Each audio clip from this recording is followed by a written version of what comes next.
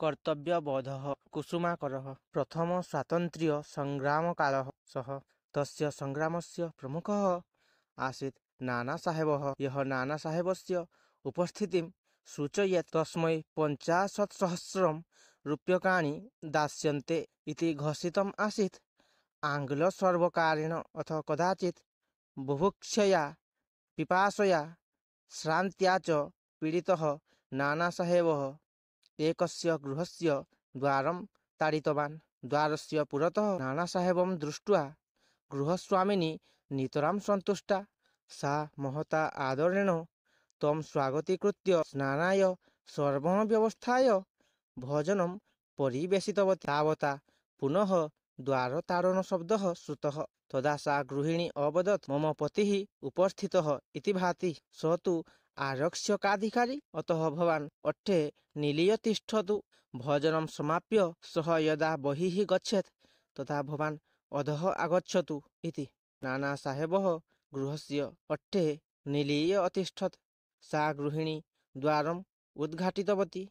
अन्तः आगतः सः आरक्षकाधिकारी नानासाहेबः कः? सः अस्मद्गृहं प्रविष्टः इति निस्सन्दिग्धा वार्ता प्राप्ता अस्ति मया।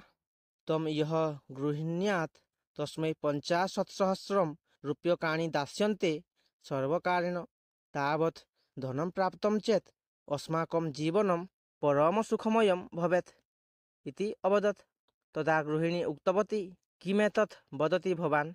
देशभक्ताः यथाशक्ति उपकरणीयाः साहाय्यदानेन। धनार्थं तेषां ग्रहणाय प्रयासः न उचितः इति। तस्याः पतिः एतत् न अङ्गीकृतवान्। गृहिणी पत्युः प्रस्तावं निराकृतवती। पतिपत्न्योः मध्ये महान् वादविवादः एव आरब्धः। क्रुद्धः पतिः पत्नीं ताडयितुम् उद्यतः। एतत् उपरिष्टात् दृष्टवान् नानासाहेबः हठात् अधः आगत्य आर्य, अहमस्मि नानासाहेबः, माम् आरक्षकाधीनं कर्तुम् अर्हति भवान्।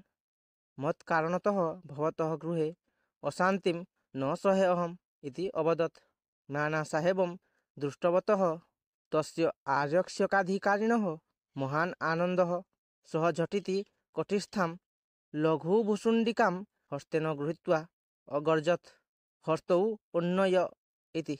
एषः अस्माकं गृहस्य अतिथिः, एतस्य पीडनं न उचितम् इति वदन्ती पत्नी पत्युः हस्तं ग्रहीतुम् उद्यता। आरक्षकाधिकारी तां बलात् निर्वाय गलिकाप्रयोगाय उद्यतः। तावता पत्नी तस्य हस्तात् भुशुण्डिकां बलात् स्वीकृत्य, भवते 50,000 रूप्यकाणि खलु आवश्यकानि? स्वीकुरु तानि। किन्तु भवता क्रियमाणे पापे अहं भागभागिनी भवितुं नार्हामि इति उक्त्वा स्वस्य उरसि एव गलिकां प्रयुक्तवती। तस्याः उरस्थः रक्तधारा निर्गता। सा गतप्राणा जाता। नानासाहेबः अग्रे आगत्य तस्याः रक्तं तिलकरूपेण ललाटे धृत्वा अवदत्, आरक्षकार्य मम बन्धनं कुर्वन् भवान् स्वकर्तव्यं पालयतु इति। तदा आरक्षकाधिकारी अवदत्, मम कर्तव्यं किं भवेत् इति इदानीम् अवगतं मया। इतः परं मम जीवनं देशसेवार्थमेव।